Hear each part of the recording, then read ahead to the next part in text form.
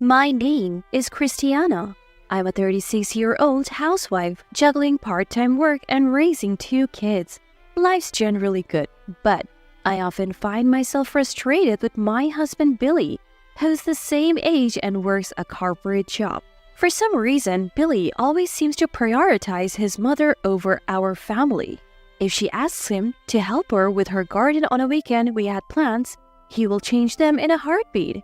Even on days we were supposed to visit my parents, he would suddenly decide to go shopping with his mom instead. For our child's birthday, he rejected the character cake our kid chose, opting for a fruit tart his mom said was delicious. She said kids need to eat lots of fruits to get their vitamins, he would argue. I would often confront him later, especially when I saw our disappointed child's face. His mother might seem like a loving grandma who adores her son and grandkids, but she clearly enjoys the attention and superiority she feels when Billy prioritizes her.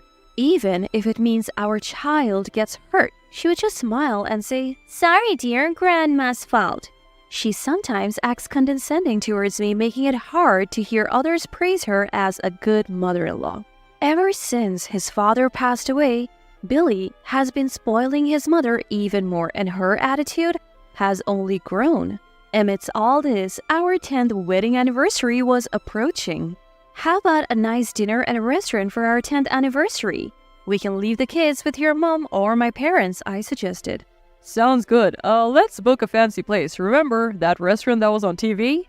We decided on a high-end restaurant we wouldn't typically visit. Billy seemed excited and quickly called his mom to watch the kids. I was looking forward to our special day, even though it was still 2 months away. On our anniversary, I was getting nervous. Billy, who promised to come straight home from work, was nowhere to be seen. I kept thinking he might have gotten held up, or maybe he forgot, but he did mention it in the morning. I couldn't reach him or his mother, who was supposed to watch the kids. In desperation, I called his office. A woman answered and quickly told me he had already left. I thanked her and hung up, wondering why he couldn't just call. Our kids, who knew about our plans, kept glancing at the clock, clearly worried. I couldn't take my eyes off the ticking clock. The person who answered the phone right before I called the company earlier should be able to come home already, since I went there by bicycle this morning. In this way, I continue to wait for Billy until the very last minute, but it's already at its limit. Our reservation was for 7 p.m., and it was almost time. I called the restaurant to inform them we would be late. "Your party is already here," the hostess said. By himself? As I mentioned earlier, you're already seated with your guest," the hostess said. Who came with him?" "A man in business attire and an older woman. Excuse me, but are you?" I quickly replied, "My mistakes, sorry," and hung up. An older woman? Could it be? I immediately called Billy. When he finally answered, he sounded quite annoyed. What? You've been calling non-stop. "Where are you? You're not at the restaurant, are you?" Yeah, I'm here. Mom really wanted to eat at this place, so I decided to dine with her tonight.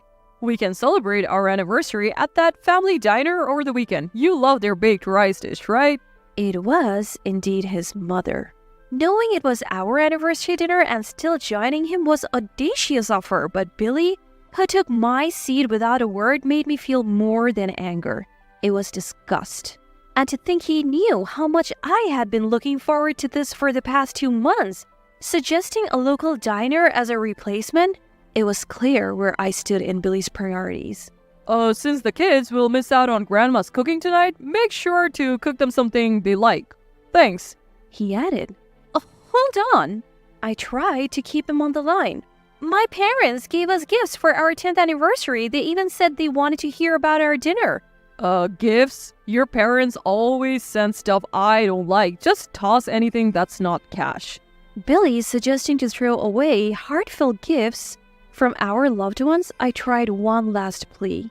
Are you sure about that? You might regret it.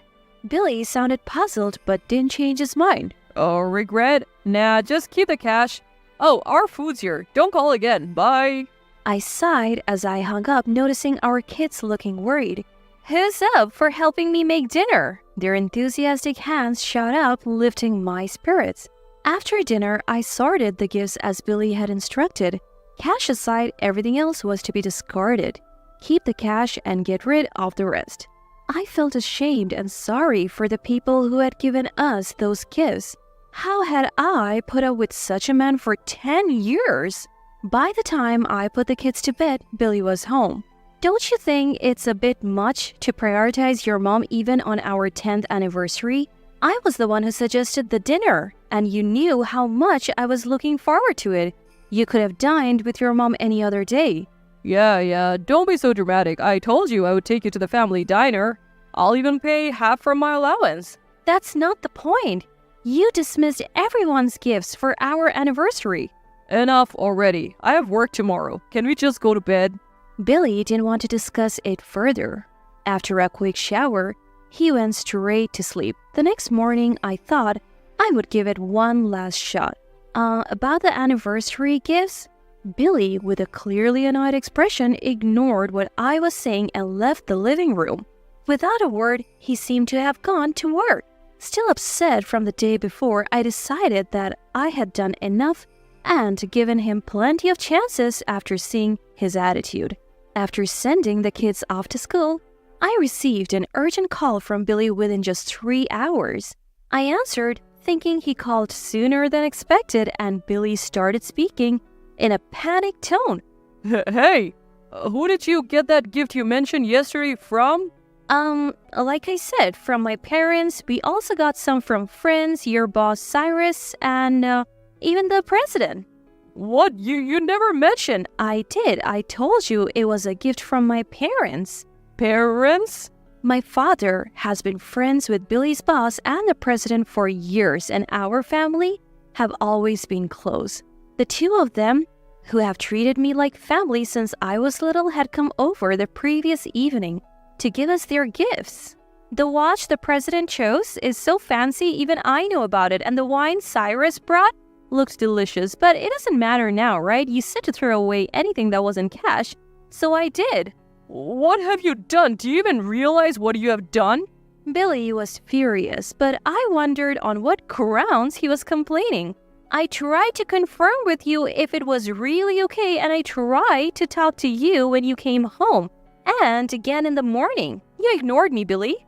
Don't shift the blame. It's your fault for not listening. I hung up on him.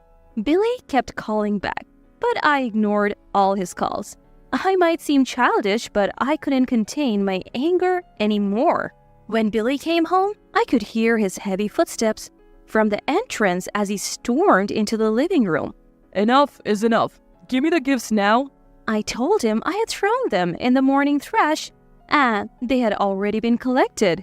Billy, angrier than I had ever seen him, shoved me and stomped on the floor.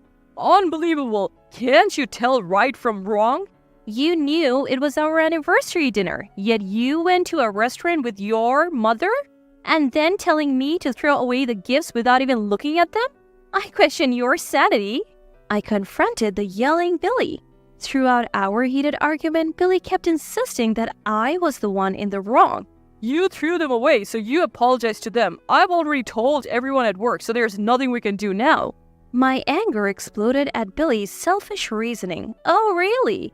Then I would like to apologize directly. Can you ask them to come here?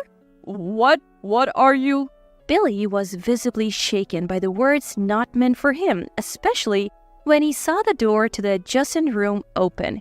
He grunted in surprise as he faced his boss and the president, who had emerged from the other room.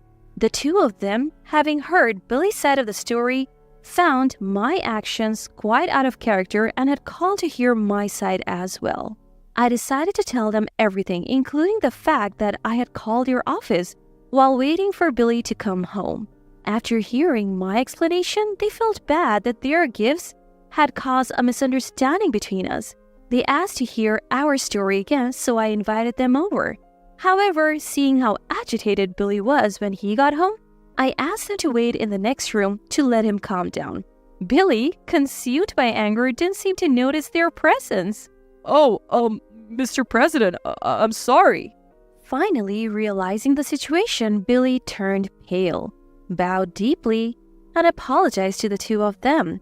He must have realized that he couldn't deny the story I had just shared, especially after trying to pin the blame on me. His previous anger was gone, replaced by deep remorse as he trembled. Lift your head. The president's voice was surprisingly gentle. Hope flickered in Billy's pale eyes. This is a domestic issue, unrelated to work. I won't reprimand you as the president. Yes, added his boss. It won't affect your job performance, but remember, we have been friends with Christina for a long time.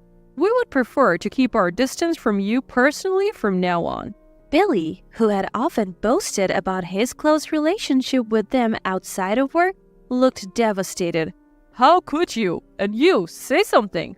Aren't you embarrassed to involve others in our marital spat? This isn't just a marital spat. You mishandled the gifts we received, and as a result, you lost their trust. And honestly, I don't need a husband who prioritizes his mother over his wife and family, and even tries to blame his mistakes on me. I'm filing for divorce, I declared confidently and left the house, glad that I had sent the kids to my parents' house earlier. Rumors spread at Billy's workplace about our divorce and his changed relationship with his superiors. His colleagues, whom he had once looked down upon, now mocked him for not being able to even chat with his bosses without a wife by his side. After the divorce, he saw our kids once a month while paying child support. But he kept complaining about the money and tried to guilt-trip the kids into living with him again. As they approached their teens, they started to resist seeing him. Now, respecting the kids' wishes, we have temporarily stopped their visits. When Dad cared more about Grandma than us, I realized we don't need to live with him, my daughter once told Billy. I still laugh thinking about his reaction. After declaring the divorce, I returned the gifts which I had secretly kept to the president and Cyrus, apologizing for the trouble. They accepted them, and Cyrus even jokingly gifted me my favorite wine as a divorce gift. I believe our relationship with them, including my parents, will continue. Later, after the divorce was finalized, I was invited to a home party at the president's house with my kids. There, I was offered a job at a company run by the president's brother. Ignoring all of Billy's annoying attempts at reconciliation, I now work in a supportive environment, and the three of us live happily.